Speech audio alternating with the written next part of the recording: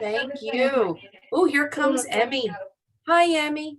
All right. We have everybody here. I am putting the Nearpod code in the chat. You know it's there. So as soon as you join, you can log into the Nearpod, our weekly spotlight. Friends are Miss Mackenzie, Mr. Isaac, and Mr. Lucian. Those are our Zoom promise keepers, our amazingly detailed responses, and someone who's really keeping up with his lessons and assignments. Yeah, okay. All right, back to you, Mr. Sub. Where is he? Where did Mr. Carter go? Go, Carter. What's today? December 2022, Wednesday, 14th. All right. You see this yellow box right here? Read that for me one more time. Today is Wednesday, December 14th, 2022. Fabulous. Thank you so much, Carter, for being a great substitute. All right, our happy birthday friends. We have my mom. Happy birthday, Mom, and Mr. Christopher. Go ahead and mute, sir. Thank you. Teacher, help us to mute. Thank you. And we're going to move on. Like a few days ago, like 2 days ago, it was my... All right, so our focus for today's lesson is we are going to do part 2 of our main story elements. That is our job today. Last week we did a little bit with the moral of the story. We didn't get to finish all the good main story elements. And now you know you have it when you can identify not only the main idea, the central message, but also the moral of the story and retell the story in order. Yeah. You want to make sure that you have all those elements of the story, you understand them, and you can retell them. So, and our next steps, of course, will be to identify the plot structure, why things happen when they do, and describe the main story elements, again, in a literary text. So let's see, we have a new friend, Mr. Isaac's here, Miss Emmy's here. Once again, the chat, it's okay. It's okay if you run a little late. The chat has our Nearpod link and the code as well. So let's move on to part 2. What is the author's purpose? We don't know. We do know. We're going to find out the author's purpose too. So let's get into our Nearpod, everybody. We should be, most of us should be there now. So I'm going to stop sharing and meet you over there and see how many friends we have in the Nearpod. Let's see. We have 5 friends already. Great work. Okay, and the code is on my screen. If you need the code, it's WVEBT. It will remain on the top of the screen the entire time. Everybody wave at me. Hey, let's do this. Thank you. Keep watching. Part of your promise is to keep your eyes on the screen, analyzing text to find details to determine the central message and the moral. That's the lesson you learn. The author wants you to know. Your essential question, how do I use story details to find a central message and moral?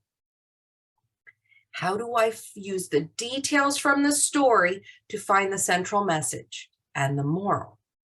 And then our bonus, we're going to learn how to retell the story elements. All right.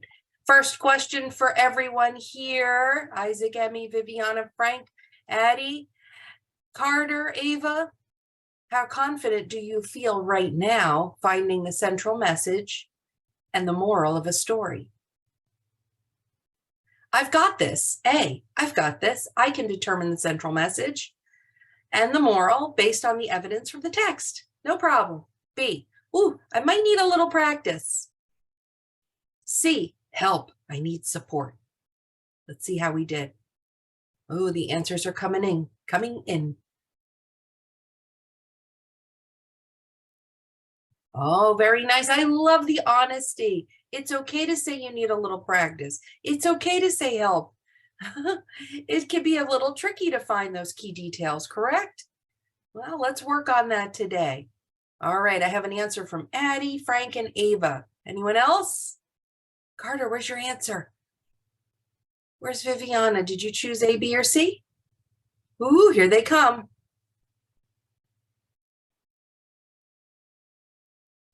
All right, let's move. Thank you. Thank you for being honest, guys. All right, the first thing I want to talk about is one of my favorite things. It is a story called a fable. A fable is a short story that teaches a lesson. Everybody wag your finger at me and say, never do this, always do that. Never do this, always do that. That's a moral, a lesson that someone's trying to teach you. And a fable usually teaches using characters that are animals. So raise your hand if you have an animal book at home. Do you have an animal story?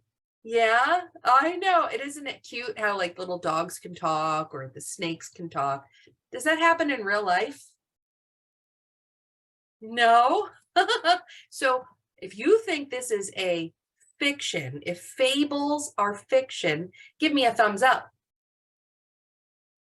If you think they are nonfiction, give me a thumbs down. Why do you think it's fiction, Frank? Why do you think fables are fiction? Okay, it's okay if you can't talk right now. Let me go to Addie. Addie, why do you think fable is fiction? I didn't mean to hit that. And because animals don't talk. That's right. It's a made-up story about I don't know, a topic, and we know it's fiction or fake. Fiction stands for fake because the animals don't talk. Ava, do you have a thought on that? Tell me about what you think. I just wanted to say, does a fable mean like if a pillow or an animal or something talks in real life? Oh, I hope my dog doesn't start talking to me. What do you think? Should I run out the door if my dog starts talking to me? No. That would be fake, wouldn't it? But yeah, I agree. I agree that when you see animals discussing, having tea parties and talking to each other, it's fake. It's fiction. Non-fiction means it's not fake. Get it? NF, not fake. It's real. All right, let's move on. Thank you for sharing, guys. So the central message or the big idea or focus, hi Desiree, of a story is that it is based on details from the text. Okay, so we are going to do two stories today. This one, if you notice in this little picture right here, this is a story we're going to listen to. It's called The Hare and the Tortoise. And we're going to be able to retell the events. First, next, then last. And then tell what the story was all about, the central message. What is the point of the story? Okay, let's do it. The moral is the lesson that is learned, and it can be applied to life. You know, like don't talk to strangers. Yeah, that's a great lesson. Who taught you that lesson? Viviana, who taught you not to talk to strangers?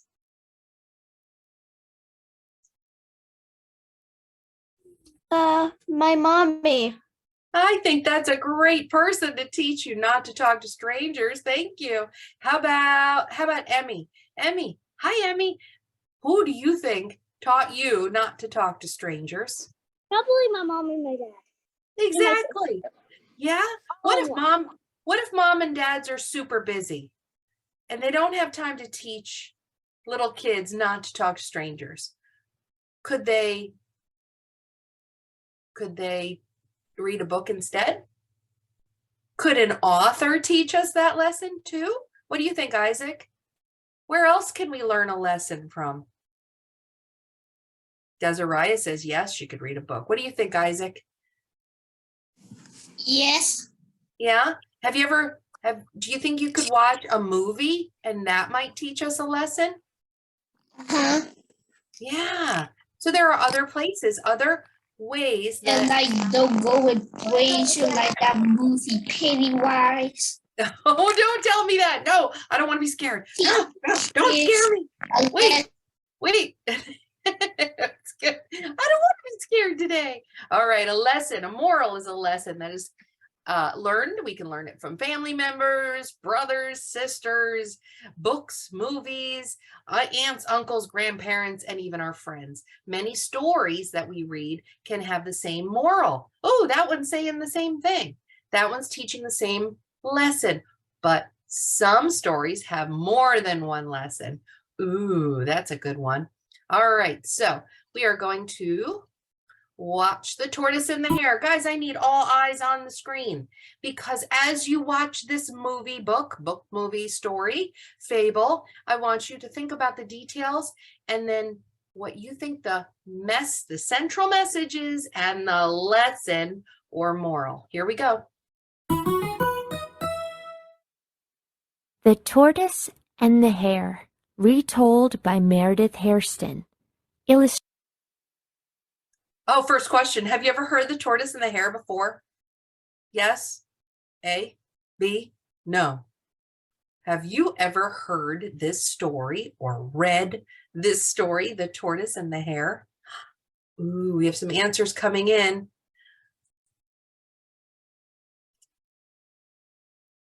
Desiree, if you want to join, if you don't have the Nearpod code, check the chat or the Nearpod link. All right. Not everybody's heard this story. Let's keep watching so we can. Illustrated by Douglas Draper.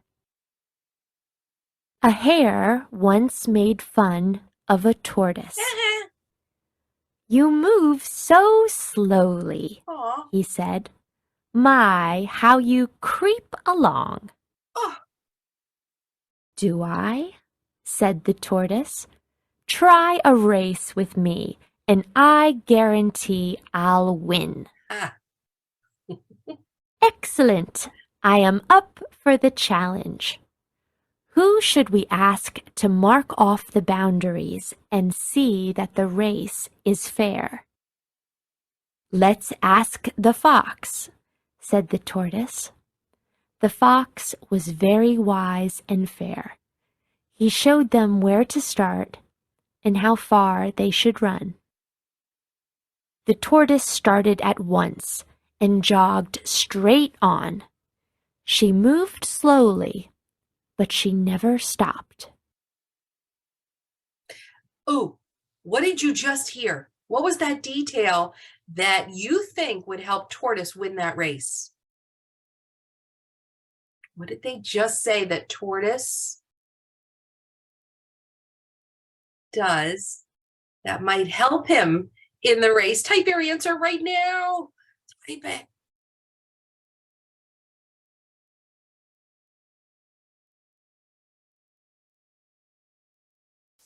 One of the details was how Tortoise continued.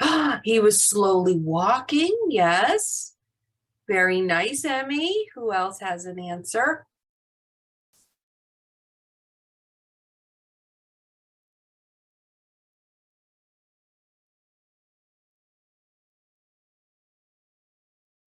If you can't type it in, you can raise your hand. Ooh, never gave up.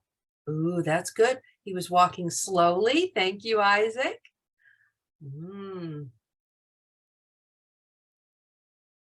Carter, are you typing an answer? Are you in the Nearpod? How about Frank?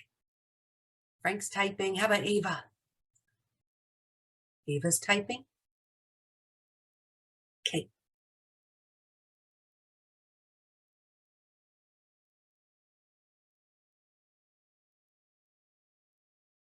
All right, very nice. Ooh, there's Carter. Type in your answer. Oh, he moved slowly, but he never stopped. Oh.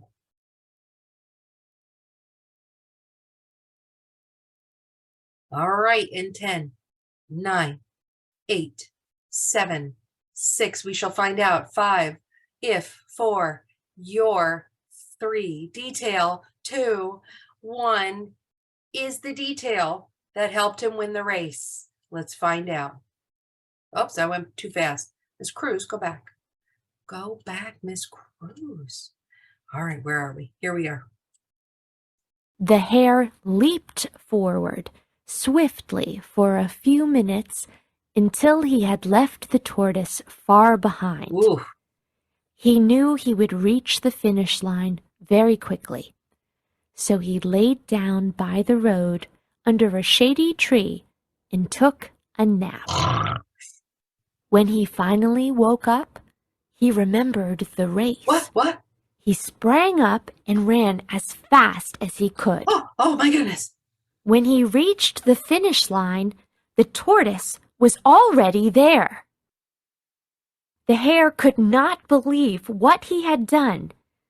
The very wise and fair fox looked at the hare and said, "Slow and steady wins the race."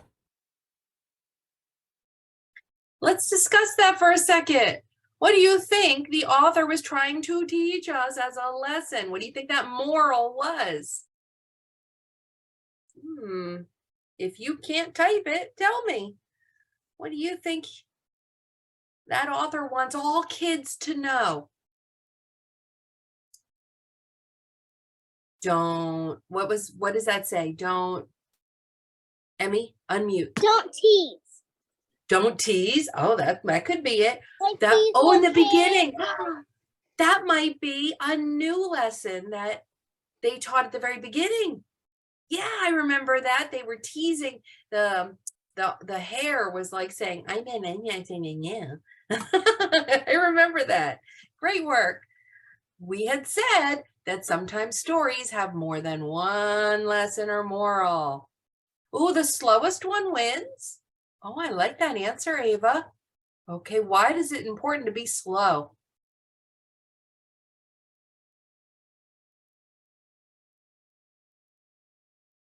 You know, when I do math problems, I don't rush. Why do you think I don't rush and hurry up and get something done super fast? What happens, Carter? Because you could mess up and get the answer wrong. Yeah. And if That's it was a like good a reason. test for math, then Yeah. you could like not be able to get 100% on it. You might only get like 95 or 80. Yeah, true that. Very true. Thank you. Isaac says, don't give up. Don't give up. That's a good one. Don't ever give up. All right, I don't have an answer from Frank. Let's see, I'm waiting for Frank's great answer. And Miss Addie's typing. We're getting our answers in. 10 seconds left. The moral, but Desiree, what do you think the lesson was? What do you think the author was trying to teach us? You should never, you should always. What do you think, Desiree? Go ahead. Take your time. Oh, I like that. Take your time. Very good. All right, that's a great lesson. Thank you, love. Go ahead, Carter, go ahead. Never stop trying. Yeah, ooh, that's a good one. I love that, especially for school and sports. All right, loves, let's move on. Thank you very, very, very much. Let's discuss with a partner. It's time to partner up. We're going to talk about the central message and the moral of the story. So we're going to ask questions. I want you to think about these questions. How do you know? Listen, if Viviana told me an answer, I might say, well, how do you know? What's the evidence? Can you prove it? Where'd you get that from? Tell me more. These are questions that when you discuss things with someone, you want to ask them a little more to tell them, to have them tell you a little more. So let's partner up time. Oh, let's go with Isaac. Who do you want to talk to first? You're going to discuss the central message, what this whole story was about. Isaac, do you have a friend you want to pick? Okay, go ahead.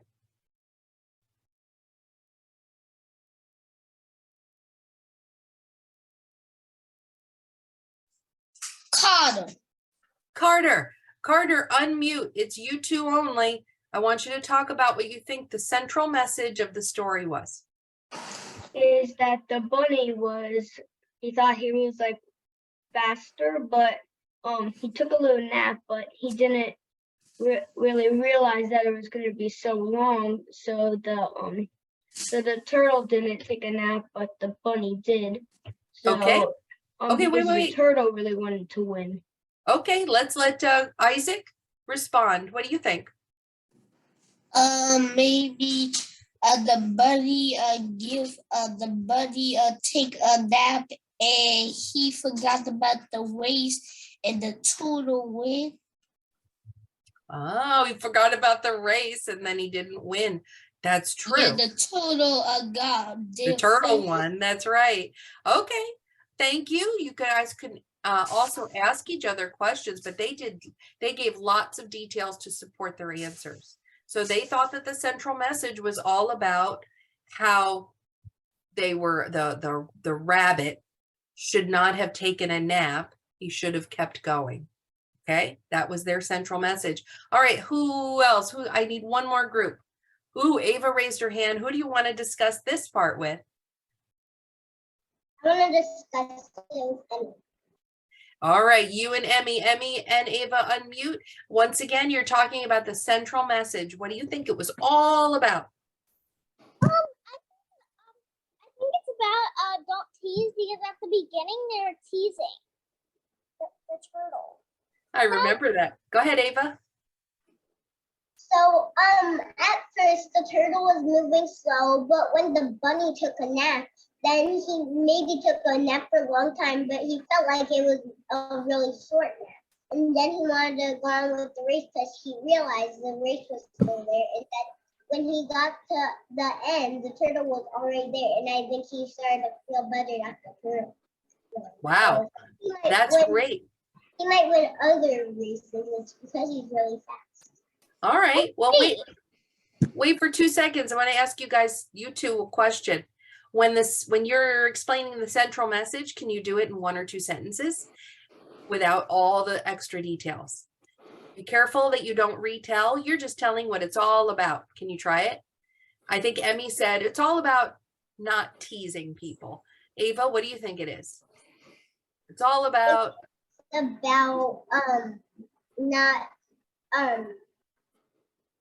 what's that word again? Not giving up. all right. Very nice. Thank you, guys. Love it. Emmy, did you have a response to that?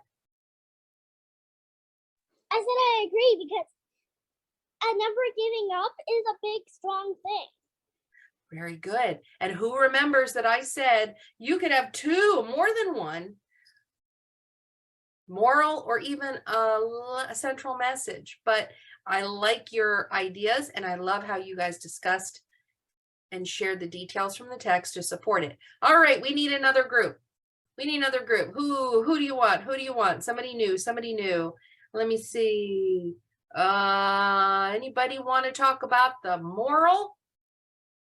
We have anybody want to talk about the let me see. Addie, pick a friend who has not gone yet. How about Frank? All right, Frank, unmute. You and Addie, I want you to go to the second part and talk about the moral of the lesson. Super easy. All you have to say is you should never or you should always, and then You should never give up. That's what the moral of the story is. Never give up. When the going gets tough, never give up. that's so nice. All right, Frank, do you have a response? You should always never give up. That's good. You should always keep going. Is that a positive way to say? Yeah, I like that. Okay, what evidence supports that? Talk about it. How do you know? What happened in the story? Story? Yeah, what happened in the story that told you that was the lesson? What evidence supports your answer? Actually,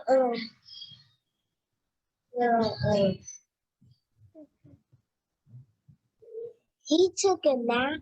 The bunny took a nap, and the turtle won. That's right. Addie, do you have a response to that? Yes, the bunny took a nap and he didn't expect it expect the turtle to actually win. And then the turtle did not give up, and then the turtle won the race. Then the bunny woke up and was like, oh no, the race! Yes, excellent. Thank you for sharing the details from the text that support what your idea of the moral or lesson of the story is. Thank you, my puppies. You did a great job discussing that. We are going to analyze the text at the end of the Nearpod. If we have time, we're going to retell the fable. But for now, let's see. This is like today's audio. Let's just do this device. Okay. As we read this new text, this new fable, we're going to highlight or underline key details. So get ready. Put a circle around any evidence that supports the central message. Circle central message. Put a box around any evidence that supports the moral. Here we go. A fox once saw a crow fly off with a piece of cheese in its beak. Remember this story? And settle on a branch of a tree. The fox wanted the cheese, so he walked up to the tree. Good day, crow, he cried. How well you are looking today. How pretty your feathers. How bright your eyes. I have heard that you have a beautiful voice as well. The crow was very pleased with what the fox said. That's his perspective. Oh, he's so happy. So she opened up her mouth to sing, and the piece of cheese fell to the ground. The fox ate it up. As he walked away, the fox said, beware of those who flatter. So get ready. It says, put a circle around any details or evidence that support the central message. You should be circling some details. Don't circle the whole thing. Just circle what you think explains what the central message is. And then put a box around the evidence that supports the lesson or moral of the story. Got some circles going on. We have circles and boxes, I should see. Put a circle around any evidence that supports the central message. Put a box around the evidence that supports the moral. Guys, this is great practice for you. This is how we analyze text. Learning coaches, if you're nearby, grab a passage, read it, make sure you can write all over it, and look for those key details. Highlight them, circle them, box them. Ask your child to prove where they get this, where they have their answers from, where that evidence is. Ooh, look at that. All right. Oh, look at that, Ava. Is that a circle or a box? I think that's the box. She boxed the evidence that supports the moral. Yeah, there it is. It says, beware of those who flatter. But go back to the middle. There was something that was happening. Those details, those events. What was he saying to the crow? Do you remember all the times he was saying those flattering comments, those compliments? That supports the message. Oh, yeah. So go back up to the middle. Where is that evidence that proves that that crow shouldn't have listened to that flattery? What about when he dropped the cheese? Does that prove it? Oh, very nice. Oh, look at that. Emmy's working hard. The fox wanted the cheese. That's an event for sure. And that proves his intention. I want that cheese. I'm going to figure out how to get it. I think that might be supporting the central message. I agree. Remember, we're looking at two different things. Central message, what it's all about, and the moral or lesson that the story's teaching. All right, guys, we're going to get a lot of practice with this. So don't rest. No time to rest, because this is going to be something we're going to be doing a lot of. Finding evidence in text, okay? So keep up that good practice at home too. Remember, there's lots of things that are happening in a story. What events, what details are actually proving the moral or the message? All right, loves, thank you for that. I wish I could look at each individual one, but I'll do that later. And then I will formulate some lessons to help us with that, but we're going to finish up. Here are your answers from last week. Remember last week when we read it and you guys said that the moral of the lesson was never talk to strangers, don't listen to compliments, and don't listen to a fox. Do you still agree with your answers? Why or why not? Or is there a new lesson or a different lesson or moral? Ava? I don't agree with don't listen to what a fox says. It's because fox don't really talk. That's a good point. But in the story, he does. And, you know, some foxes, that could be true. They're maybe sly and tricky. That's a good point. All right. But there's like something that the fox wanted, and he was trying to figure out a way to get it, wasn't he? How about Emmy? Thank you, Ava. Emmy, do you still agree with your answer? Well, no. I think never talk to stranger is a better one because what if there's like a stranger at the end of the door and you like open the door and there's a stranger there? That would be really frightening, wouldn't it? And we should not talk to strangers. So for this moral, for this fable, yeah, the crow probably shouldn't have listened to that fox. He should have been like, I don't talk to strangers. Leave me alone, sir. Right? What about, let me think. What about, I had another thought. You have a fox that is saying all sorts of sweetie compliments. He has an ulterior motive. He has an intention. He wants something. So he's saying all these nice things. Have you guys ever heard never believe everything you hear?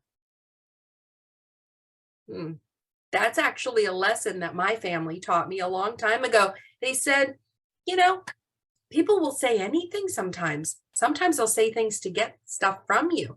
So you don't have to listen to everything everyone says. You make up your own mind. That's another lesson I thought of. Okay, guys, finish up.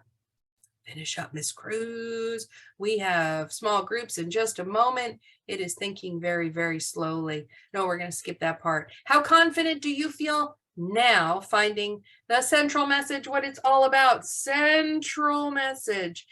And the moral of the story, at the end of this, afterwards, you get to record your voice.